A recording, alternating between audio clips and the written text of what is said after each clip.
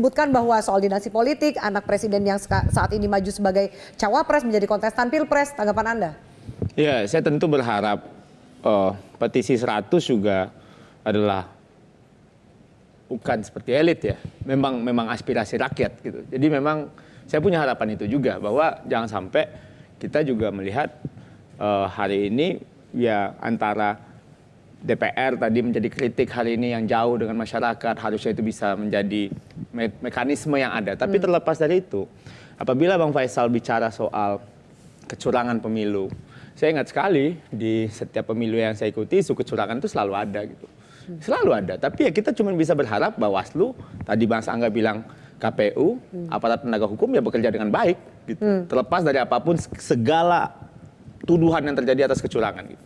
Dan memang kalau seandainya dibilang juga bahwa hari ini dinasti politik, ya tadi saya pengen bilang Mas Gibran itu masih calon, bukan wakil presiden yang ditunjuk oleh Bapak Jokowi secara langsung gitu loh. Nah, apalagi ikut kontestasi gitu ikut kan? kontestasi Mas Kaisang. Ikutnya mau pakai bekokin hukum dulu. Iya, ya kan prosesnya udah terjadi, berjalan, ada yang dihukum dan tapi itu tetap, mungkin masih tetap jalan kan? kali. Ya, mungkin kalau bicara soal etis kan udah ada sidang etisnya juga kan, dan memang ada yang menjadi korban dari situ. Jadi kenapa lagi bicara soal Mas Kaisang masuk partai politik. Oh, dikritik karena 2 hari dari ketum partai politik. Tapi dia masuk parpol.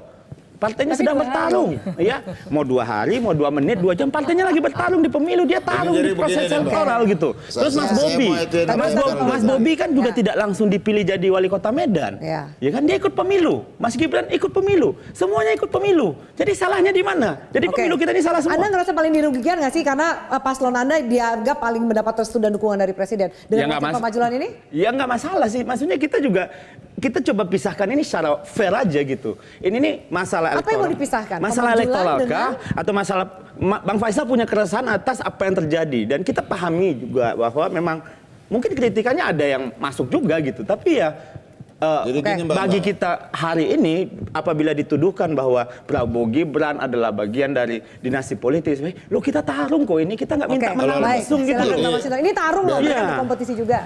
Iya, tarung itu proses yang fair.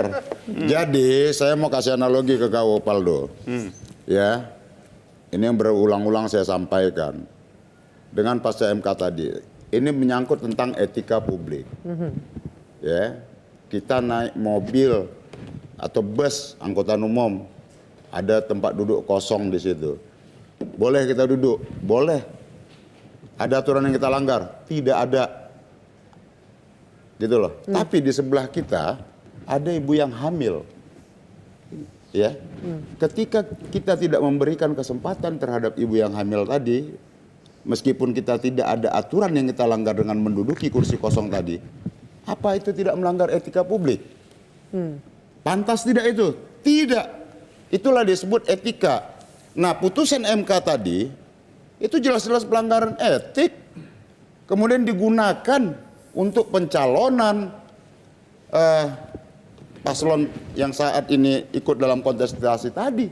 Merubah aturan ya untuk ikut dalam kontestasi tadi. Kan udah ada proses hukum etiknya kan, tuh di MK. Iya, tadi ini kita bicara tentang etik.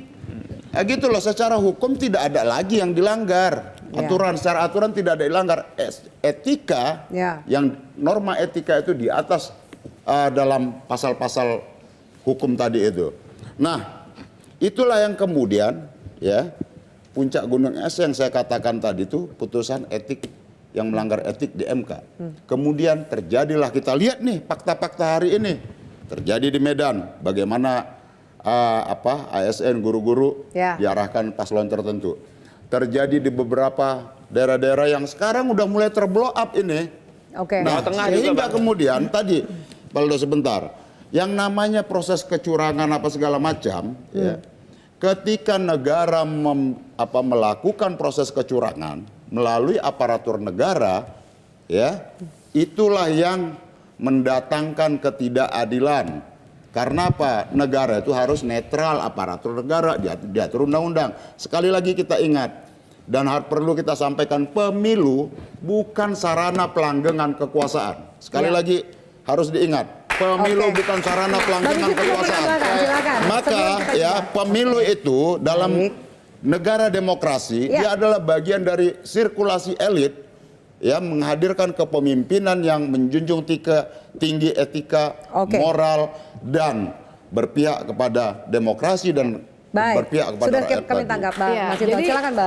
saya ingin menanggapinya begini, Mbak Afi. Kita balik lagi ke isu MK. Kita balik lagi ke isu-isu yang sangat sulit untuk kita bahas secara tuntas. Justru karena hukum itu memang selalu dipegang oleh orang yang punya kekuasaan. Jadi makanya kita akan berdebat soal putusan MK nanti, wah itu sudah legal. Akibatnya kita harus membicarakan lagi etik. Kemudian kita membicarakan soal apakah ada pelanggaran nih, misalnya waktu Satpol PP di Garut misalnya. Menunjukkan dukungan. Yang dinarasikan adalah itu bukan termasuk ASN. Jadi aspek-aspek legal yang kaku dan terlalu definitif seperti itulah yang digunakan dan sangat nyaman digunakan oleh orang yang punya kekuasaan. Karena itulah menurut saya isu pemakzulan ini sebenarnya lahir gara-gara kita mentok di semua lini dari aspek hukumnya. Kalau kita mau berdebat soal putusan MK nanti dibilangnya ya itu sudah selesai begitu ya. Tidak ada dinasti politik. Padahal kita berbicara nepotisme, bukan sekedar dinasti politiknya, tapi cara berpolitiknya.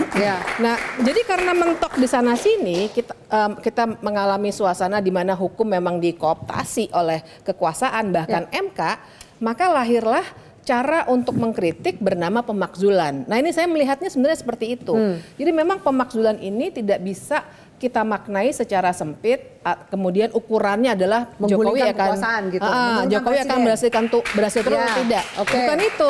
Tapi kritik terhadap kekuasaan yang berlebih-lebihan, bahkan ketika sedang berkontestasi dalam pemilu yang seharusnya jurdil. Tapi ini anaknya ikut. Jadi tentu saja secara instingtif begitu ya, bapak pasti akan membela anaknya gitu dengan situasi yang begitu. Dari tidak hanya tahun ini sebenarnya ya, dari paling tidak 3 tahun belakangan ini memang kekuasaan presiden sudah berlebih-lebihan. Akibatnya mudah dikontrol, apalagi sekarang kepala-kepala daerah, 198 kepala daerah itu semua sudah ditunjuk oleh presiden dan semuanya adalah bagian dari aparatur sipil negara. Baik, ada pertanyaan bergantung yang mau saya berikan kepada Mbak Bivitri. Apakah cawe-cawe presiden dalam pemilu dan semua penjelasan dari Mbak Bivitri tadi itu bisa dianggap sebagai perbuatan tercela sehingga menjadi alasan atau dasar untuk melakukan pemakzulan? Usai jeda, kami akan segera kembali.